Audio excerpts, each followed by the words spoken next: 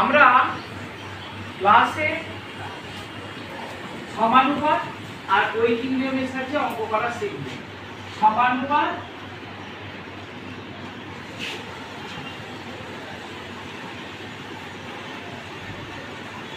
ও ঐকিক নিয়ম।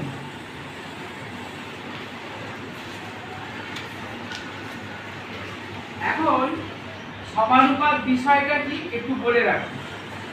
ধরো দুটো রাশি আছে, সেই দুটো রাশির মধ্যে সম্পর্ক যদি এরকম হয় একটি রাশির মান বাড়ছে তাহলে অন্য রাশির মানও বাড়বে।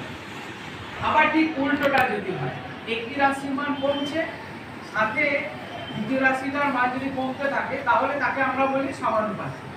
কিরকম? ধরা যাক একটা রাস্তা তৈরির কাজ হচ্ছে, 5 জন লোক যদি 100 মিটার রাস্তা তৈরি করে, লোক সংখ্যা বেড়ে গেল এখন 10 জন লোক, তাহলে তারা কি আর 100 করবে না তার চেয়ে বেশি করবে? বেশি রাস্তা করবে। তাহলে দেখতে পেলাম এখানে দুটো রাশি ছিল, একটা হচ্ছে লোক সংখ্যা আর একটা হচ্ছে কাজের দৈর্ঘ্য।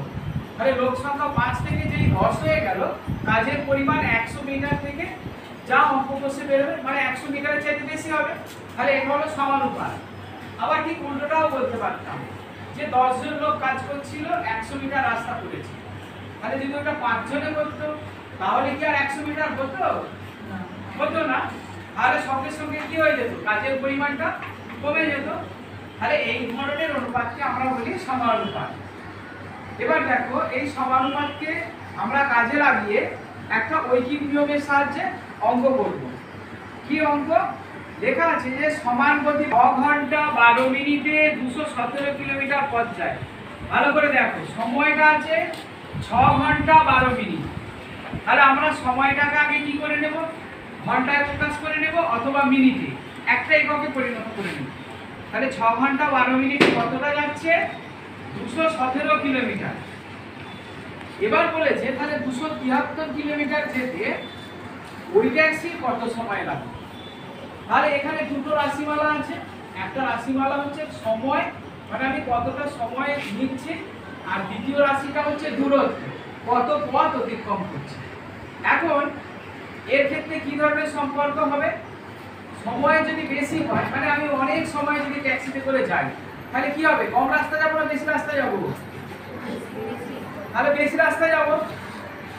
একইভাবে মানে এদের গলায় আওয়াজই পাচ্ছে না, জোরে উত্তর দিতে হবে। তো যদি আমি কম সময় ধরে যাই তাহলে রাস্তা কম যাবে না বেশি যাবে? আমি অনেক সময় ধরে গেলে অনেক দূর যাচ্ছি, কম সময় গেলে কম যাব।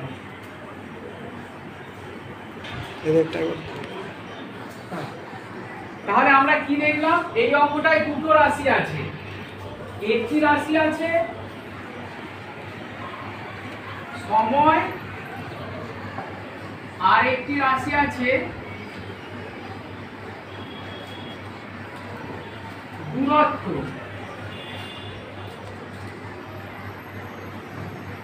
শুধু রাশিগুলোর নাম বললে হবে না, রাশিগুলোর এককটাও বলে দিতে হবে। তাহলে সময় আর দূরত্ব দুটো রাশি পেয়েছি। কি কি ছিল? প্রথমটার ক্ষেত্রে সময় বলা ছিল 6 ঘন্টা 12 মিনিট। তাহলে আমি বলেছি মিনিটে প্রকাশ করব, তাহলে আমি এখানে লিখেছি 6 ঘন্টা 12 মিনিট সমান কত? 6 × 7 + 12 সমান 360 + 12। মানে গতিবেগের কিন্তু আমরা পরিবর্তন করছি না, গতিবেগ যা ছিল একই যাচ্ছে ট্যাক্সিটা।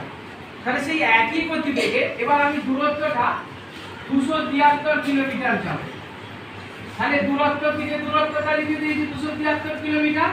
আমাকে বলেছে আমার এখন সময় কত লাগবে। তাহলে সময় কত লাগবে আমি জানি না, সেই কারণে সময়টা আমার জিজ্ঞাসা ছিল। অর্থাৎ কোন রাশির মান আমি পেয়ে গেছি, দূরত্বটা আমি জানি, কোন রাশি আমাকে উত্তর বার করতে হবে না ওই দূরত্ব যেতে আমার কতটা সময় লাগবে। এবার আমি একটু প্রশ্ন করব, তাহলে এখানে যে অনুপাতটা আমরা কাজে লাগাচ্ছি সেটা কি অনুপাত? হ্যাঁ, সরল, শুধু অনুপাত নয়, সরল। হ্যাঁ, গুড, সরল সমানুপাত। তাহলে সরল সমানুপাতকে আমরা ঐকিক নিয়মের সাহায্যে এখানে অঙ্কটা করে দেখাবো। তাহলে ঐকিক নিয়মে আমরা কি লিখবো? যে রাশিমালার মান জানি সেটাকে বাঁ দিকে রাখবো। কি রাখবো? রাশিমালার মান বাড়লে অন্য রাশিমালাটাও বাড়বে, একইভাবে একটি রাশিমালার মান কমলে অন্য রাশিমালাটার মানও কমবে। তাহলে এখানে আমি কি দেখতে পাচ্ছি? কিলোমিটারটা 217 ছিল, এখন হয়ে গেল 1। তাহলে 1 কিমি যেতে সময় লাগে, এবার ভেবে বলবে সময় বেশি লাগবে না কম লাগবে? কারণ 217 হচ্ছে 1 অনেক কম। তাহলে 372 মিনিটের চেয়ে কম লাগবে। কম লাগলে আমাকে কি করতে হবে? হ্যাঁ, মানে ভাগ করতে হচ্ছে। তাহলে ভাগ করতে হবে, হ্যাঁ, বাই না বলে ভাগ বলবে। তাহলে আমি দেখলাম যে আমার 217 কিলোমিটার পথ অতিক্রম করতে সময় লেগেছিল কত? 372 মিনিট। 1 কিলোমিটার যেতে সময় লাগলো 372 ভাগ 217। এবার বলো, আমার প্রশ্নে দেওয়া ছিল 273 কিলোমিটার পথ যাবে। তাহলে এটা 1 কিলোমিটার চেয়ে বেশি না কম? বেশি। তাহলে সময় আমার বেশি লাগবে না কম লাগবে? বেশি। গুড। তাহলে সময় লাগবে কত? বেশি লাগলে কি করতে হবে? তাহলে 372 গুণিত 273 ভাগ 217। তাহলে এত মিনিট। এই এবার তুমি বলো তো।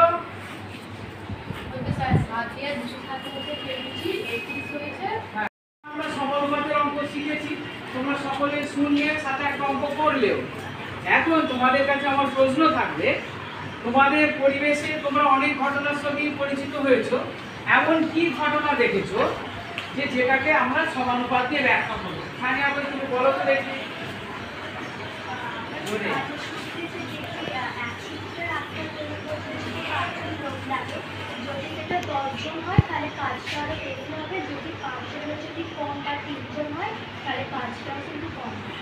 ঠিক, একদম ঠিক বলেছে। আচ্ছা, মেয়েরা একটা সুন্দর উত্তর দিয়েছে। এবার আমি ছেলেদের কাছ থেকে জিজ্ঞাসা করতে চাইছি, তুমি বলো তো এই রকম পড়াশোনার ক্ষেত্রে তুমি কি উদাহরণ দিতে পারো যেটা থেকে আমরা সমানুপাতিকে প্রতিষ্ঠা করতে পারি? আমরা যদি অনেক সময় ধরে অঙ্ক করি তাহলে আমরা অনেক অঙ্ক করতে পারবো, এবং আমরা যদি কম সময় অঙ্ক করি অনেক কম অঙ্ক করতে পারবো। গুড, ঠিকই বলেছে। তাহলে আমরা যদি অঙ্ক করার কাজটাই, যেহেতু অঙ্কের পিরিয়ড হচ্ছে, সেটাকেই যদি আমরা ধরি, তাহলে আমরা একটা নির্দিষ্ট সময় যতগুলো অঙ্ক করতে পারি তার চাইতে বেশি সময় হলে আরো বেশি অঙ্ক করতে পারবো, আর যদি সময়টা কমিয়ে দিই কম অঙ্ক করতে পারবো। একটা কথা তোমাদের মাথায় রাখতে হবে এই ক্ষেত্রে, যে অঙ্ক যদি মিলে যায় তবে একটু বেশি হবে। তো মিলে যাওয়াটা আর না মেলানোটা আমি ধরে নিচ্ছি যে মিলেই যাবে। সেই ঠিক আছে, প্রশ্ন।